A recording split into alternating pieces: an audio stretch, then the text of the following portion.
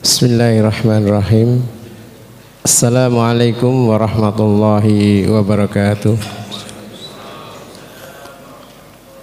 Innal hamdalillah nahmaduhu wa nasta'inuhu wa nastaghfiruh wa na'udzu billahi min sururi anfusina wa sayyiati a'malina may yahdihillahu fala mudhillalah wa may yudlilhu fala hadiyalah.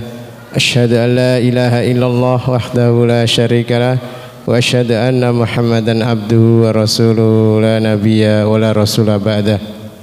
Allahumma salli ala Muhammad wa ala ali Muhammad kama sallaita ala Ibrahim wa ala ali Ibrahim innaka Hamidum Majid.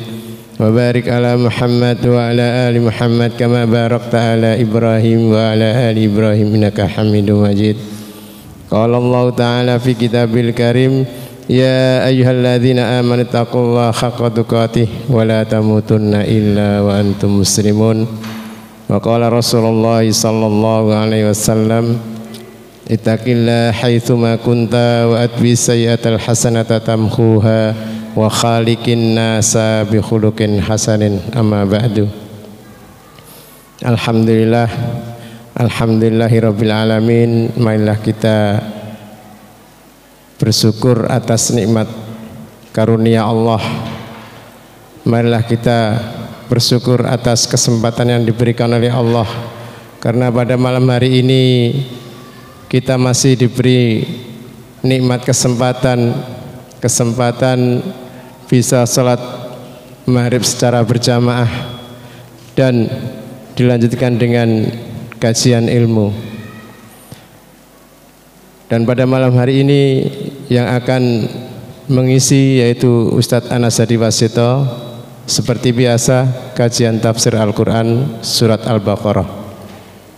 Bapak dan ibu-ibu, sebelumnya kami sebagai wakil dari Lembaga Kajian Islam berterima kasih atas partisipasi bapak-bapak dan ibu-ibu yang menyalurkan hartanya guna untuk dakwah kami, maupun merupakan bentuk mal ataupun makanan ataupun minuman. Semoga Allah membalasnya dengan yang lebih baik. Bapak dan ibu-ibu, langsung saja saya serahkan waktu dan tempat kepada Ustadz Anas Hadi Wasito. Monggo Ustadz. Bismillahirrahmanirrahim. Assalamualaikum warahmatullahi wabarakatuh. Innal hamdalillah wa bihi nasta'inu ala umuri dunya waddin, wassalatu wassalamu ala nabiyyina Muhammad wa ala alihi wa ashabihi wa man tabi'ahum bi ihsanin ila yaumiddin. Rabbi syrah li sadri wa yassir li amri wahlul 'uqdatam min lisani yafqahu qawli. Rabbana zidna ilman warzuqna fahman. Allahumma inna nas'aluka ilman nafi'an wa rizqan tayyiban wa amalan mutaqabbala wa shifaan min kulli da' wa na'udzubika min ilmin la yanfa' wa min qalbin la yakhsha wa min nafsin la tashba wa min ta'watin la yustajabu laha. Allahumma anfa'na bima 'allamtana wa 'allimna ma yanfa'una wa zidna ilman. Amma ba'du, jamaah Masjid Al-Ikhlas salat maghrib dan arsyadani wa arsyadakum wa ajmain. Kemarin kita terakhir sampai pada ayat yang ke-7 ya. Sudah selesai belum yang ke-7 itu? 2 pekan sudah libur karena Pak Budi berangkat ke Solo. Terakhir seingat saya ya, mungkin juga banyak yang ingat, pembahasan kita adalah pada jenis manusia yang kedua, yaitu di dalam mensikapi Al-Quran ya. Di dalam surat Al-Baqarah ini Allah Subhanahu wa ta'ala setelah menceritakan tentang Al-Quran ini ada 3 kelompok di dalam mensikapi Al-Quran ini. Yang pertama adalah kelompok yang mengimaninya, yang meyakininya, yang Allah Subhanahu wa taala sebutkan ciri-cirinya pada 5 ayat yang pertama. Alif lam mim dzalikal kitabul la raiba fihi hudal lil muttaqin alladzina yu'minuna bil ghaibi, sampai firman-Nya ulaika humul muflihun. Ini kelompok pertama di dalam mensikapi Al-Qur'an. Kelompok yang kedua Allah Subhanahu wa taala sebutkan dengan 2 ayat. Ya, di dalam mensikapi Al-Qur'an ini adalah innalladzina kafaru sawa'un 'alaihim a'andzartahum am lam tundirhum la yu'minun khatamallahu 'ala qulubihim wa 'ala sam'ihim wa 'ala absarihim ghishawatu wa lahum 'adzabun 'adzim. Dan kemarin sudah kita bahas siapakah orang-orang kafir itu dan pengertian daripada makna kafaro yakfuru dan kenapa Allah Subhanahu wa taala memakai kalimat khotama yahtimu, dan kita juga sudah bahas tentang makna kulub, hati, kenapa dinamakan hati, kenapa Allah menutup telinga mereka, kenapa Allah menutup pandangan mereka, di pandangan telinga mereka ada wisyawah dan bagi mereka azab yang pedih. Sebenarnya kelompok yang ketiga ini yang Allah Subhanahu wa taala sebutkan itu memiliki hakikat yang sama dan kesamaan yang sama dengan kelompok yang kedua, yaitu pada hakikatnya kedua-duanya sama-sama kafir, sama-sama kafir. Maka di antara pembagian kafir, ya, di samping yang telah kita sebutkan kemarin ada kufrul istikbar, ada kafir dikarenakan kesombongan, ada kufrul iba, kafir disebabkan karena keengganan, ada namanya kufrul juhud, kafir dikarenakan pengingkaran dan tidak mau mengakui keberadaan Tuhan. Ada di antara kafir itu adalah namanya kufru an-nifaq, kafir dikarenakan kemunafikan. Karena memang pada hakikatnya sama-sama kafir, sama-sama kafir. Cuman kafir yang pertama itu lebih berani daripada kafir yang kedua. Karena apa? Karena kafir yang pertama memang orangnya lahir batin kafir dan berani menyatakan kekafirannya. Innalladzina kafaru sawaun alaihim. Tetapi kafir yang kedua ini adalah kafir secara hatinya, tetapi secara zahir dan lisannya menyatakan sebuah keimanan.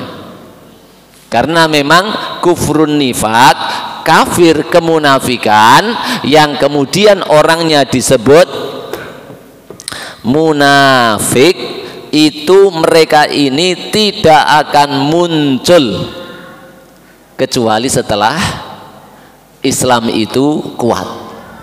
Maka ketahuilah dan bergembiralah, semakin banyak munafik maka ketahuilah Islam berarti semakin kuat. Kalau Islam semakin lemah, insya Allah orang munafik akan semakin sedikit. Kenapa?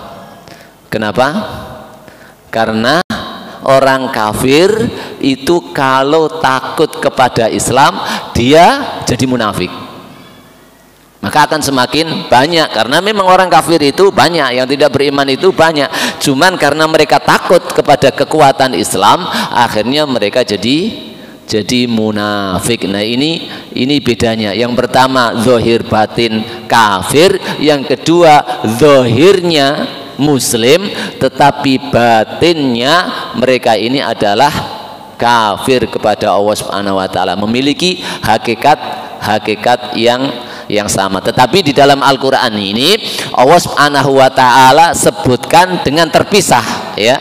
Yang pertama innalladzina kafaru sampai yang kedua 2 ayat Allah Subhanahu wa taala sebutkan tentang orang-orang kafir, tetapi jenis kafir yang kedua dan itu jauh lebih berbahaya untuk Islam, maka Allah Subhanahu wa taala sebutkan mereka dan bahas mereka itu di ayat ini.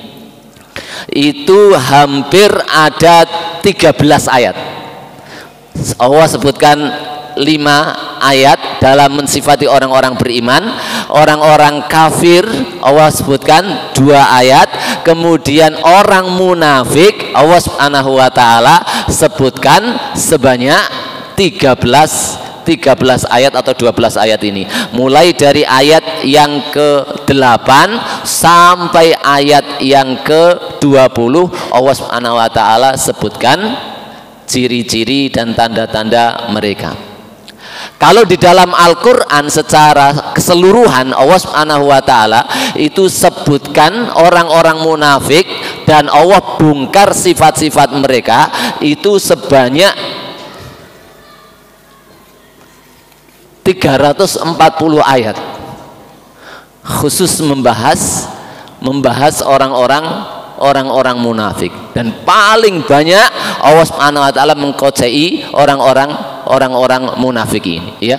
Yang terbanyak adalah memang di surat At-Taubah. Di surat At-Taubah, ya. Bahkan nama daripada surat At-Taubah salah satunya adalah namanya Al-Kashifah, ya. Surat At-Taubah itu memiliki banyak nama. Ada namanya At-Taubah, ada namanya Al-Baro'ah, ada namanya Al-Mudamdimah, ada namanya Al-Mudambirah.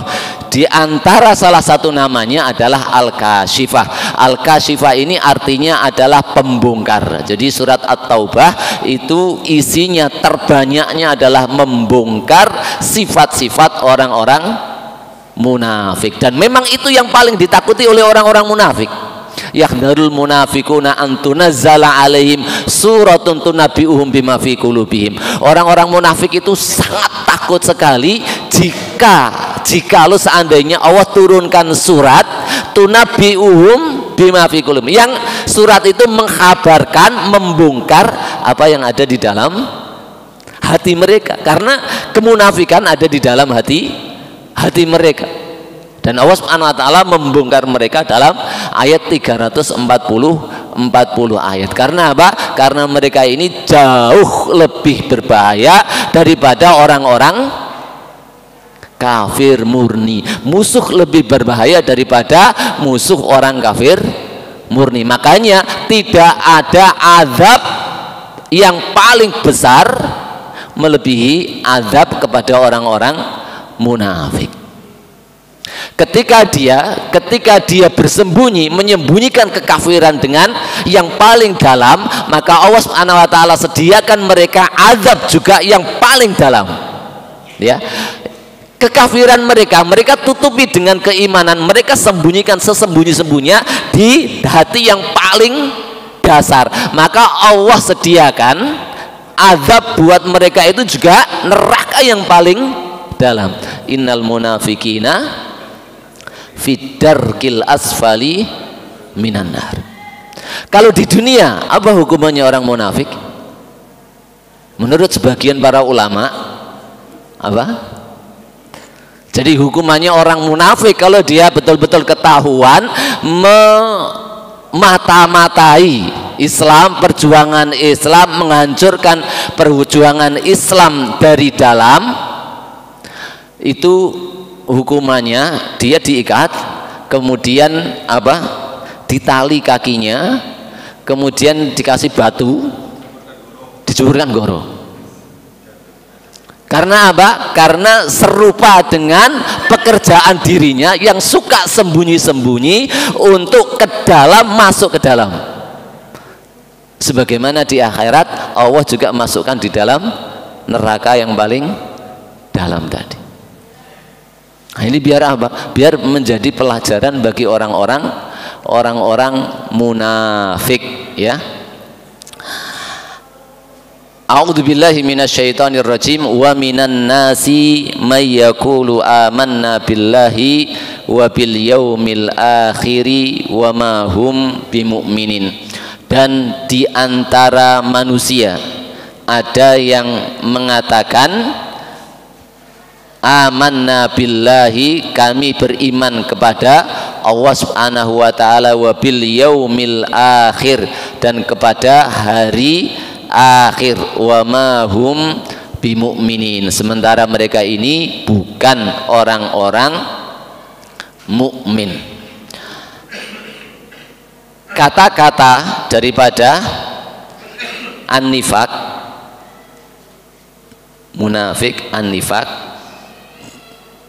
itu berasal terambil dari kalimat nafakun.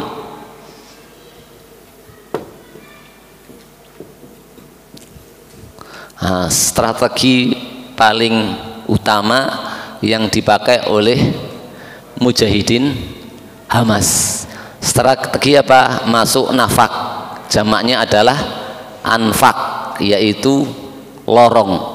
Jadi nafak ini adalah kalau bahasa kita itu leng, ya, leng yang lorong dalam tanah, yang dia ini memiliki berbagai pintu keluar, ya.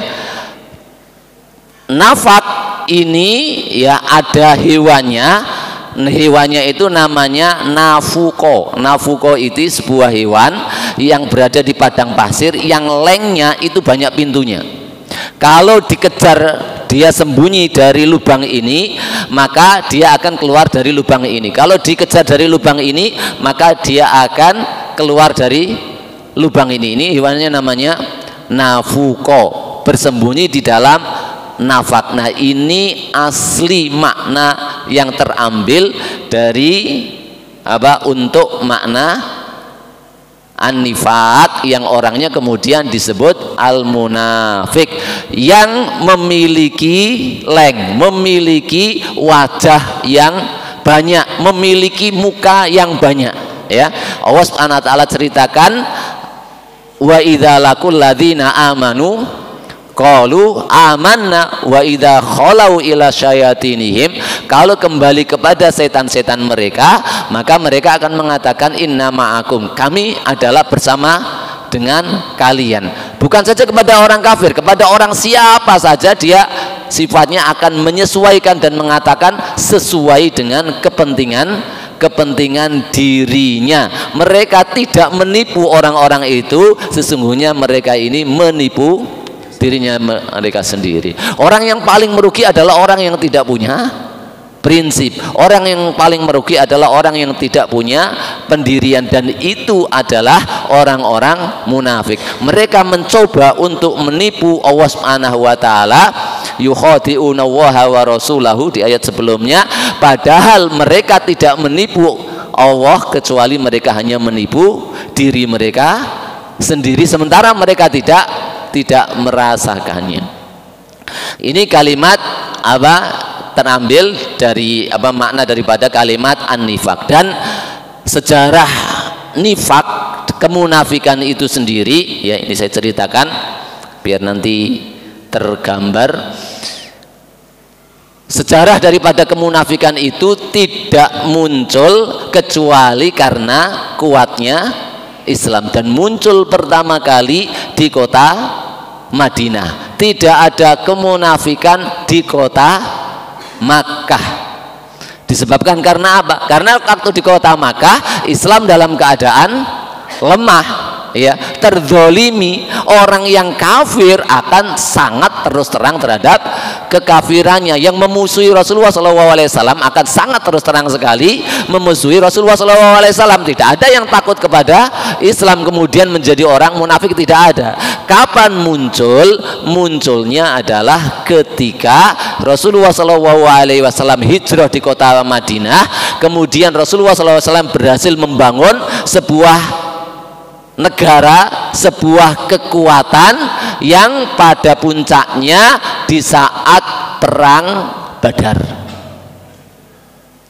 Di saat perang Badar ini Rasulullah SAW pasukannya mampu mengalahkan 1.300 pasukan atau 1.200, 1.000 sekian pasukan. Sementara pasukan Rasulullah SAW hanya 300 orang. Nah, kekuatan pada saat itu yang paling dianggap adalah kekuatannya orang-orang Quraisy, karena di bangsa Arab itu Quraisy ini adalah pusat daripada peradaban bangsa Arab, dan mereka ini orang-orang Arab itu mengikuti sesuai dengan komando orang-orang Quraisy, dan itu kalah sama kekuatan yang baru muncul, yaitu kekuatannya Rasulullah SAW dan para sahabatnya. Disitulah baru ketika Rasulullah SAW pulang dari perang Badar, Rasulullah SAW ya, ada seseorang yang namanya siapa? Abdullah bin Ubay bin Salul.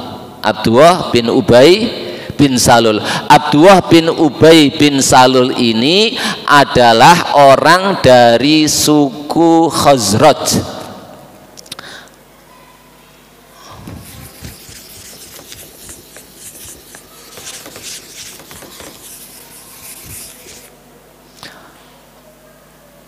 Madinah itu dulu namanya Yasrib. Madinah itu ditinggali dua suku. Yang pertama adalah namanya suku Aus, yang kedua adalah suku Khazraj.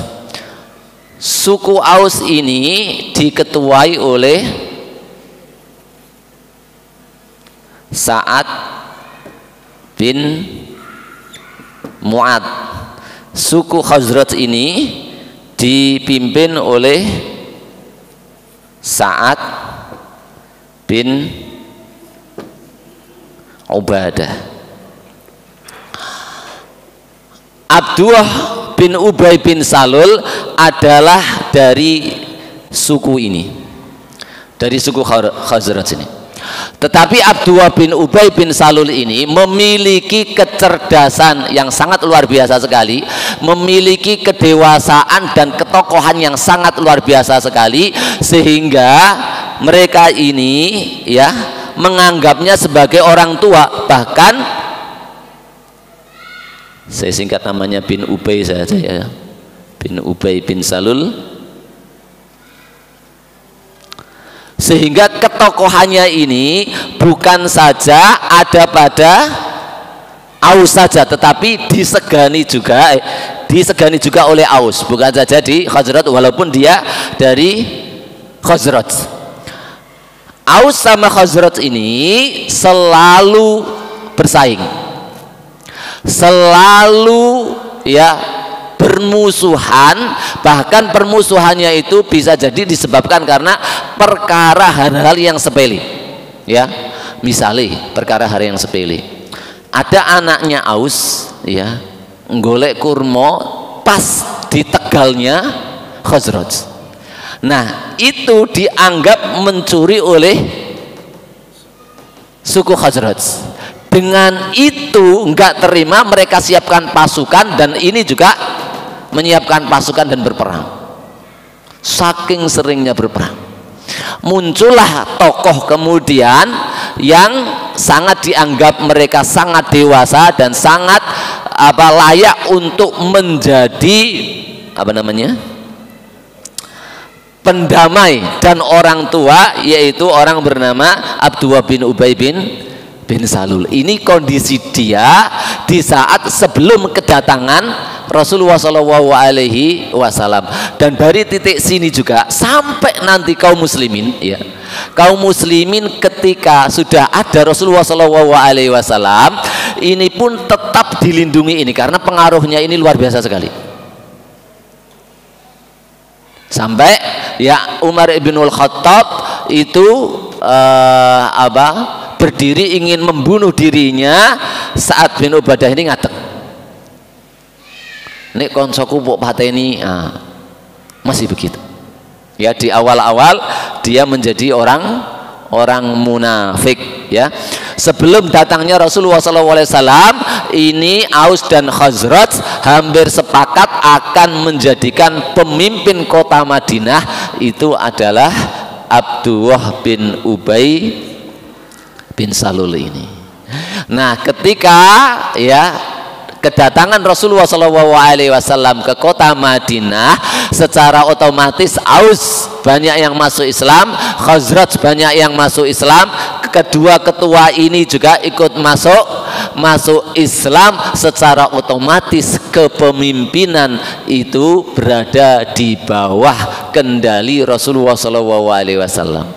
Mahkota yang seharusnya diberikan oleh Aus dan Khazraj kepada Abdullah bin Ubay ini kemudian dianggap oleh Abdullah bin Ubay ini berpindah kepada seseorang yang bernama Muhammad yang dari luar dan tidak punya sumbangsih apapun di kota Yathrib ini. Nah, di situ kedengkian siapa? Abdullah bin Ubay bin Salul ini kepada Rasulullah SAW. Bahkan ya, kalau seandainya Rasulullah ini mendatangkan dengan tanda yang sangat jelas pun, maka ini tidak akan mungkin beriman, karena hasad, dengki itu juga penyakit siapa? Bapaknya setan, yaitu kurang apa iblis beriman kepada Allah. Dia berbicara sendiri dengan Allah Subhanahu wa taala, dia melihat surga, dia melihat para malaikat, tetapi nggak mau beriman kepada Allah Subhanahu wa taala, nggak mau tunduk kepada Allah Subhanahu wa taala. Sebabnya apa? Kedengkian dan keirian kepada Nabi Adam alaihi salam, dan itu yang menimpa kepada Abdullah bin Ubay bin Salul. Nah, dia sampai sebelum perang Badar itu tetap posisinya kafir dan membawa di dalam kota Madinah itu orang-orang yang mengikuti dirinya sampai pada saat perang Badar itu. Kenapa mereka kemudian berbondong-bondong setelah perang Badar itu masuk Islam? Karena ketakutannya kalau mereka tetap kafir maka harta mereka tidak terjaga dari orang Islam, maka kehormatan mereka, darah mereka juga tidak terjaga dari orang-orang Islam. Sementara mereka tinggal di tengah-tengah orang-orang Islam. Terdesaklah mereka, kemudian mereka di bawah kepemimpinan Abdullah bin Ubay bin Salul ini berbondong-bondong untuk masuk Islam. Dan akhirnya semuanya masuk Islam. Tapi ya Islamnya adalah secara zahir, yaquluna bi afwahihim ma laisa fi qulubihim. Mereka mengatakan dengan lisan-lisan mereka apa yang tidak ada di dalam hati mereka. Nah, di saat orang-orang Quraisy ini mau balas dendam kepada Rasulullah SAW sampai terjadinya perang Uhud terjadi, ketika ada sebuah pendapat, Rasulullah SAW minta pendapat kepada para sahabat ketika ada kabar bahwa orang-orang Mekah ini mau menyerang kota Madinah. Rasulullah SAW minta pendapat para sahabat, wahai sahabat, kita ini nunggu orang-orang Quraisy itu di kota Madinah, kita sambut mereka, ataukah kita keluar dan kita hadang di tengah jalan. Nah, orang-orang munafik ini ikut berpendapat kita keluar. Sementara orang-orang tua dari kaum muslimin yang punya pengalaman yang banyak itu berpendapat bahwa hendaknya kita di dalam saja. Kenapa? Karena di dalam ini tempat kita, karena di dalam ini itu markas kita, dan mereka tidak tahu posisi bagaimana kota Mekah, gang-gang kota Mekah, kondisi gurun-gurun kota Madinah, kondisi gurun-gurun kota Madinah bagaimana, sehingga untuk membunuh mereka gampang. Nah, ini pendapat orang-orang tua yang penuh dengan pengalaman. Tetapi ya bagi anak-anak muda, orang-orang beriman di saat itu, yang muda itu yang dulu ketinggalan di perang Badar, ya di sininya ini penuh membara, ya termasuk diantaranya adalah siapa? Anas bin Nadir, ya. Dia kan perang Badar itu Rasulullah SAW keluar hanya untuk mencegah kafilah dagang Abu Sufyan, ya. Niatannya bukan berperang, hanya mencegah kafilah dagang. Jadi Abu Sufyan yang masih kafir pada saat itu melakukan perdagangan ke Syam. Nah, baliknya perdagangan ini kan mewakili miliknya seluruh orang-orang Quraisy. Rasulullah SAW mengumpulkan beberapa sahabatnya. Rasulullah SAW diizinkan oleh Allah Subhanahu wa Ta'ala untuk memerangi orang-orang yang telah memerangi, untuk merampas harta orang-orang yang telah mengambil dan merampas hartanya kaum muslimin ketika di Makkah. Orang-orang di Madinah yang hijrah dari kota Makkah itu kan rumah perbendaharaannya dan semua kekayaannya kan ditinggalkan di sana, dan itu diambilin oleh orang-orang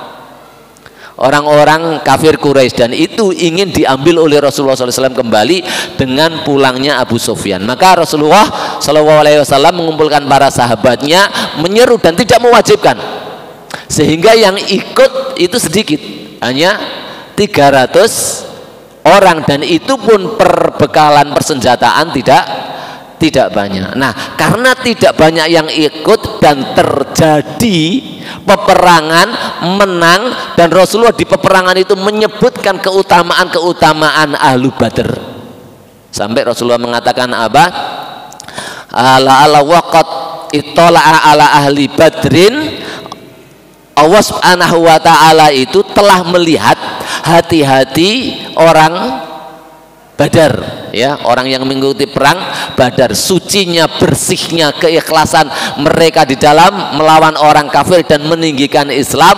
Allah Subhanahu wa Ta'ala telah mengampuni dosa mereka semua, seakan-akan mereka ya boleh melakukan apapun, dan Allah Subhanahu wa Ta'ala akan mengampuni dosa-dosa mereka. Sehingga ini apa?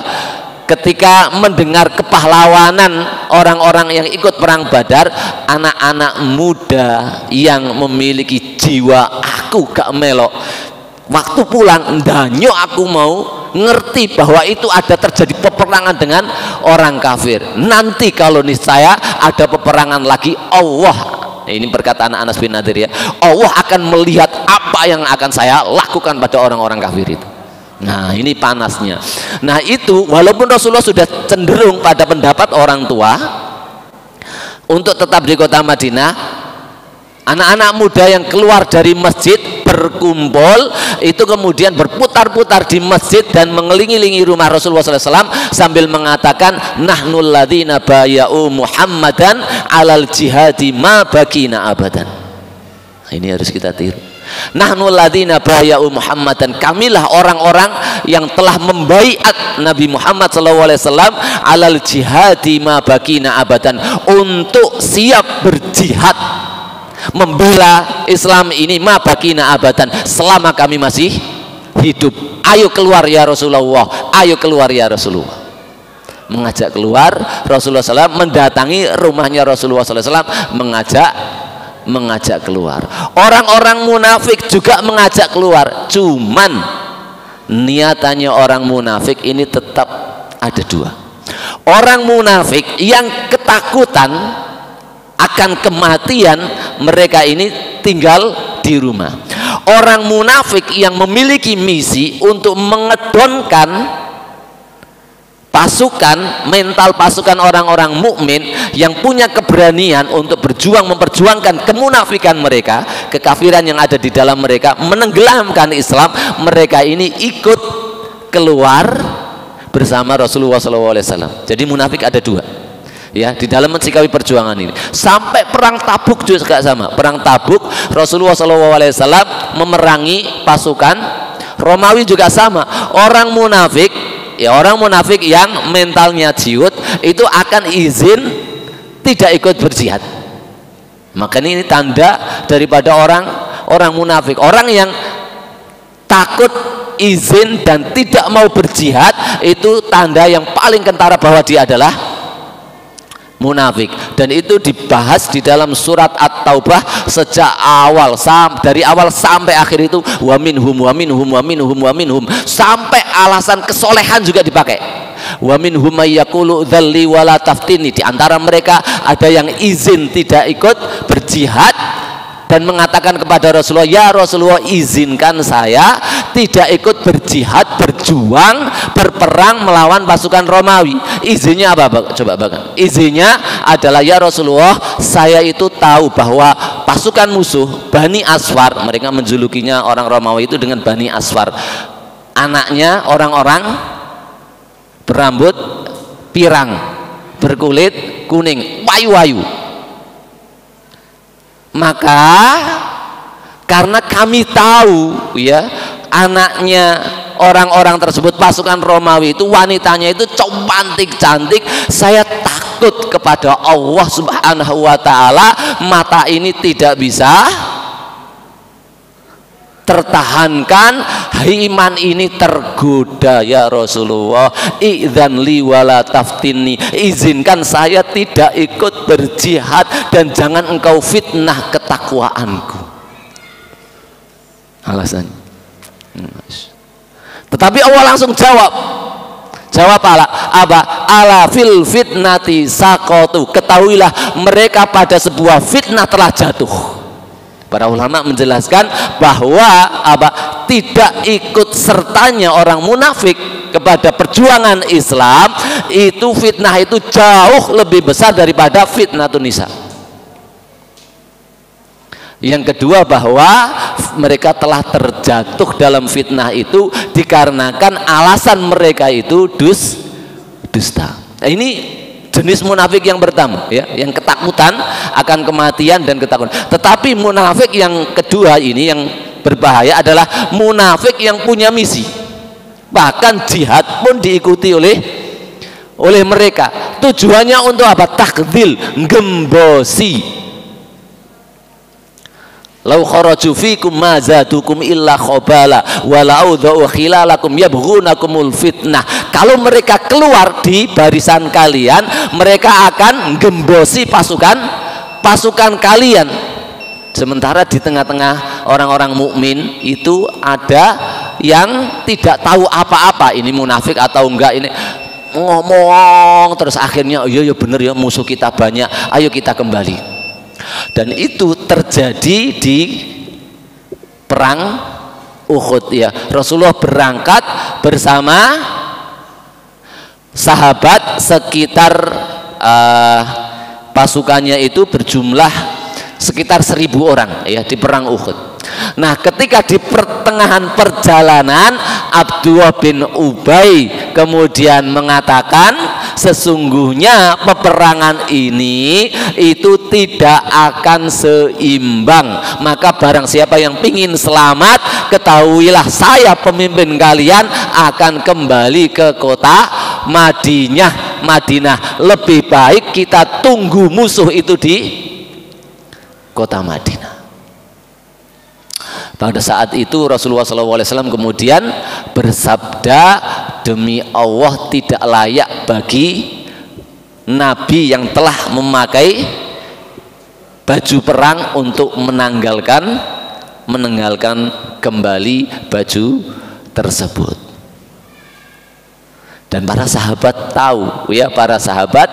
tahu bahwa orang-orang munafik itu melakukan itu memang sudah sejak awal itu sudah berniat begitu, untuk istilahnya untuk makano ya. Setelah mereka didonkan mental mereka dengan 300 ya, Abdullah bin Ubay ini diikuti 300 orang kembali ke kota Madinah sambil menggembosi para sahabat.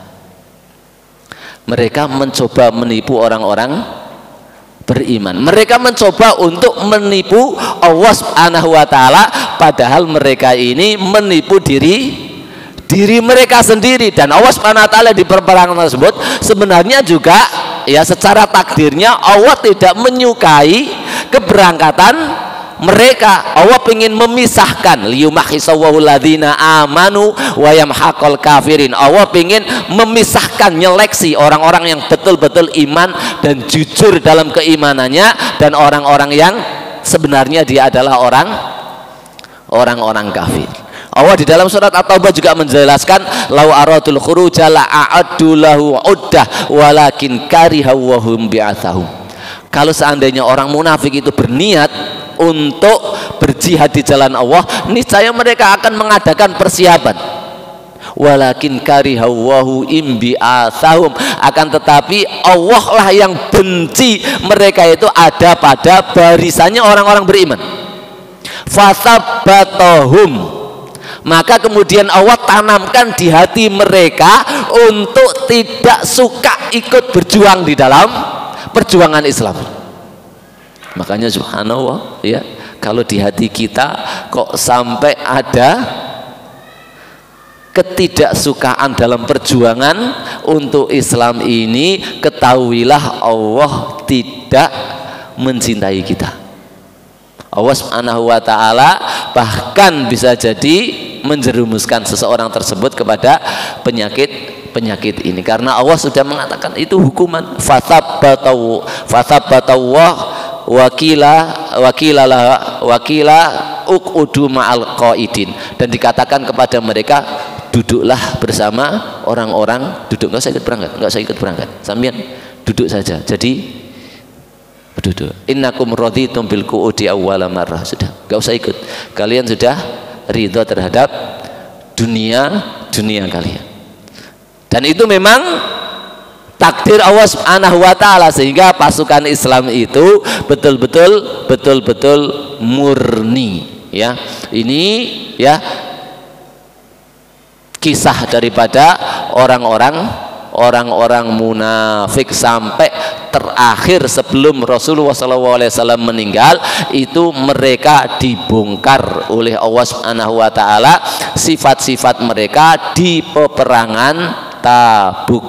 Peperangan Tabuk itu Rasulullah SAW berangkat bersama 30.000 kaum muslimin, 30.000, dan di dalamnya ada orang munafik juga ikut tadi ya, yang pemberani, yang ingin menghancurkan Islam dari dalam tetap berangkat, yang penakut tinggal di rumah. Dan yang tinggal ini jauh lebih banyak, karena ini pasukan 30.000 ini itu menurut hitung-hitungan manusia jelas mati. Kenapa?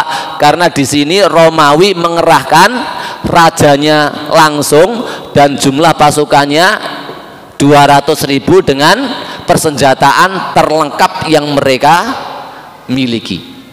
Perangnya tempatnya sangat jauh sekali, Tabuk ya, di Tabuk. Kemudian musimnya musim panas, sampai gembosannya di tengah-tengah jalan iki piye Muhammad iki ngejak awak dhewe perang kok musim panas ngene bisa mati di tengah jalan. Dan kalau musim panas itu Masya Allah, di saat itu kalau telur ditaruh di mana padang pasir mateng gitu ya. Dan yang ketiga pada saat itu adalah musim panen panen pertanian mereka, kurma dan yang lainnya, musim panen. Jadi dunia menjanjikan, kemudian berangkat panas, maka kemudian diantara gembosannya adalah la tangfiru fil har, jangan berangkat pada panas-panas, kondisi panas begini. Maka Allah jawab, kul naru jahannam asyaddu haran, katakanlah kepada orang-orang munafik itu neraka jahanam lebih panas. Ini penggembosan mereka sampai semuanya dibongkar di dalam surat At-Taubah. Walaupun sebenarnya ya perang Tabuk ini tidak terjadi perang. Kenapa tidak terjadi perang? Dikarenakan ya pasukan Romawi yang jumlahnya 200.000 ini itu telah mendengar Rasulullah SAW berangkat bersama 30.000 orang. Mereka teringat dengan kejadian perang Mu'tah. Perang Mu'tah itu Rasulullah SAW mengirim Khalid bin Walid, mengirim 3 sahabat, kemudian meninggal, kemudian kepemimpinan diambil oleh Khalid bin Walid ya. mengirim kaum muslimin berperang dengan mereka, jumlahnya itu cuman 3.000 orang.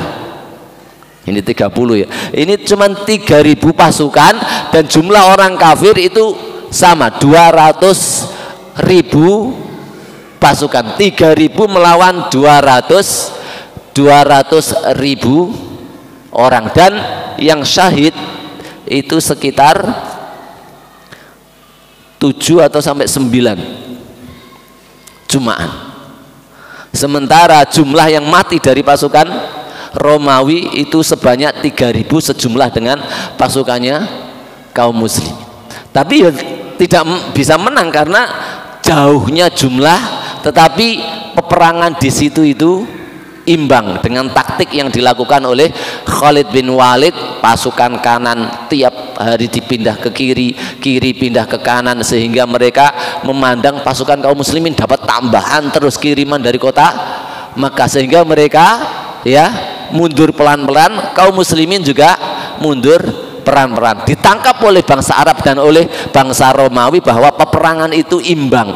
Sebenarnya sih mereka kalah. Bagaimana bisa imbang? 200.000 melawan 3.000, sehingga pamor pada saat itu kaum muslimin yang menang. Karena apa? Karena jumlah tadi. Nah, ini tidak terjadi peperangan juga sama. Itu di perang Mu'tah dengan jumlah 3.000 melawan 200.000, tidak dipimpin langsung oleh nabi mereka, itu bisa menandingi 200.000. Nah, ini bagaimana dengan 30.000 dipimpin langsung yang dianggap mereka nabi mereka? Nah, pasukan saya apa nggak tambah kocar kacir? Akhirnya nggak jadi datang. Ya, nggak jadi datang, kemudian mereka balik. Tetapi Allah sudah berhasil membongkar seluruh sifat-sifat orang munafik karena ketakutannya terhadap musuh di sana. Itu di surat At-Taubah. Nah, di saat itulah ketika Rasulullah SAW meninggal dunia, jumlah orang munafik ini semakin sedikit dan tidak laku. Sebelum itu, sebelum Rasulullah SAW meninggal, Abdullah bin Ubay ini sudah meninggal duluan, ya. Walaupun di saat meninggal namanya Rasulullah SAW, Nabi yang penuh dengan kasih sayang, tetap ingin mendoakan mereka, ya. Sampai kejadiannya Rasulullah SAW digeret oleh Umar ibnul Khattab radhiyallahu anhu. Ya Rasulullah, itu munafik, kenapa engkau mau mendoakan dia? Engkau doakan sebanyak-banyaknya juga, sampai engkau doakan 70 kali pun siapa? Allah tidak akan mengampuni orang munafik. In tastaghfir lahum aw lam tastaghfir lahum in tastaghfir lahum sab'ina marrah la yaghfirullahu lahum. Engkau kalau doakan mereka atau tidak doakan mereka, kalaupun engkau doakan mereka sebanyak 70 kali, Al-Quran mengatakan itu Allah tidak akan mengampuni mereka. Tapi Rasulullah sekali lagi hatinya adalah bagaimana seluruh umat manusia itu bisa diampuni oleh Allah dan masuk Islam. Saya akan memintakan ampun kepada Allah lebih daripada 70 kali agar dia diampuni oleh Allah Subhanahu wa ta'ala. Nah, sampai kemudian turun ayat wala tusalli ala ahadin minhum mata abada wala takum ala qabri. Jangan sekali-kali engkau mensolati orang-orang munafik dan berdiri di atas kuburannya. Innahum kafaru billah. Barulah kemudian Rasulullah tidak mensolati mereka. Dan ada surat namanya adalah surat khusus Al-Munafikun. Di Al-Munafikun surat keberapa itu ya? Di surat apa itu, sampai ada Abdullah bin Ubay mengatakan ketika pulang perang melawan orang Yahudi itu, Abdullah bin Ubay mengatakan lau roja'na ilal madinati la yukhrijannal a'azzu minhal adal. Seandainya kita kembali ke kota Makkah, niscaya orang yang mulia yang dia maksud adalah dirinya akan mengeluarkan orang yang hina, yang dimaksud adalah Nabi Muhammad SAW.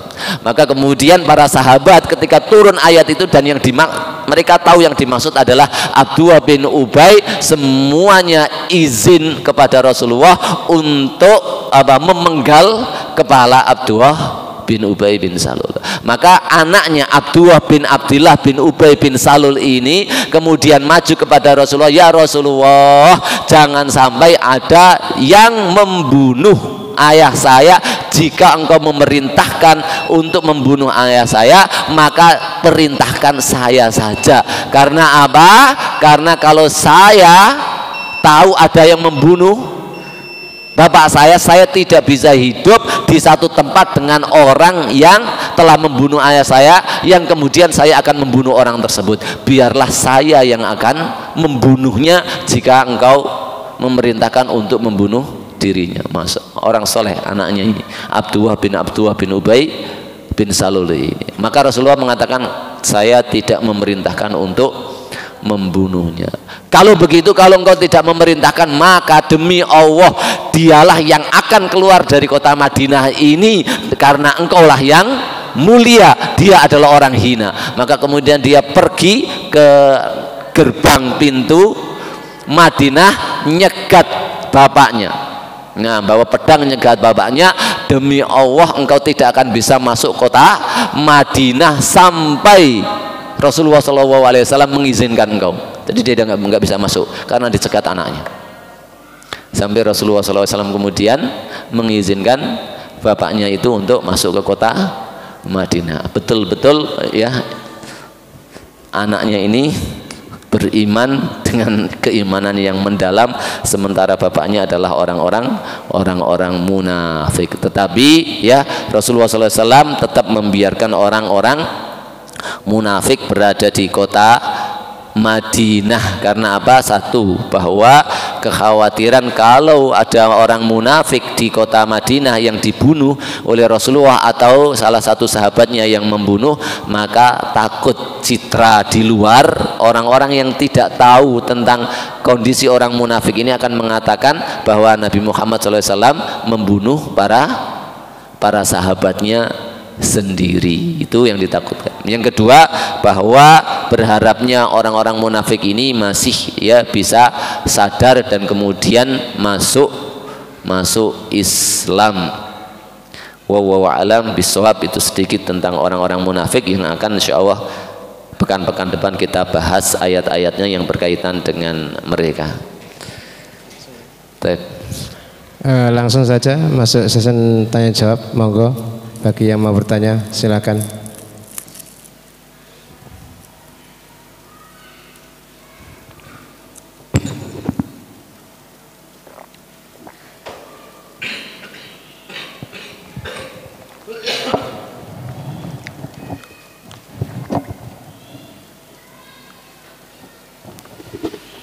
Terima kasih. Assalamualaikum warahmatullahi wabarakatuh. Waalaikumsalam.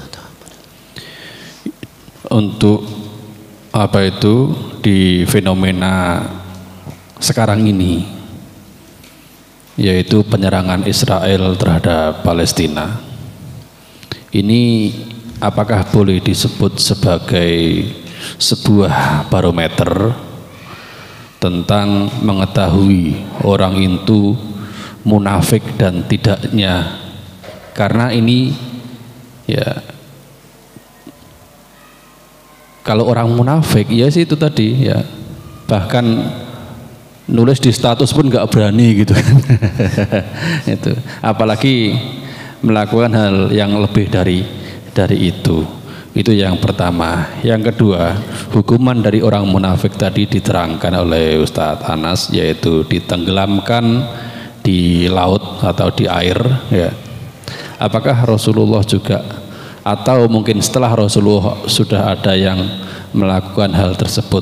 Tadi diterangkan bahwa zaman Rasulullah tidak dilaksanakan karena kekhawatiran hal yang disampaikan tadi. Terima kasih. Assalamualaikum. Waalaikumsalam warahmatullahi wabarakatuh. Yang pertama perlu diketahui bahwa hakikat daripada kemunafikan itu tidak ada yang tahu kecuali hanya Allah Subhanahu wa ta'ala, karena perkaranya adalah di dalam hati dan mereka menyembunyikannya. Cuman di dalam ayat-ayat Al-Quran dan juga hadis-hadis Rasulullah SAW, Allah Subhanahu wa ta'ala sebutkan cirinya, ya. Kalau di dalam hadis itu kan ayatul munafik salah, tanda orang munafik itu ada 3. Yang pertama, idza hadatsa kadzaba, kalau berbicara dia dusta. Wa idza wa'ada akhlafa, kalau dia berjanji maka dia akan mengingkari. Wa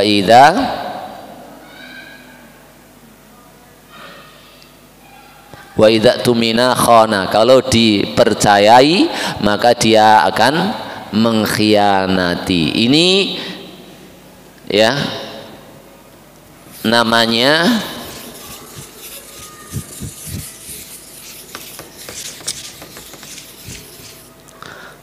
jadi nifak. Itu ada nifak yang bersifat amali, ya, yang pertama, dan yang kedua itu nifak i'tiqadi, nifak yang bersifat keyakinan. Nifak amali ini berupa amalan zahir, ya, amalannya orang munafik apa?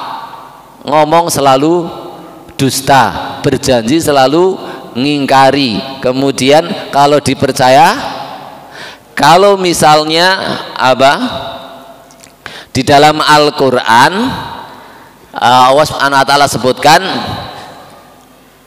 wala ya'tuna sholata illa wahum kusala, enggak mendatangi sholat kecuali mereka dalam keadaan malas-malas. Makanya kemudian posisinya softnya orang munafik itu kan di belakang terus, tetapi mereka masih jamaah.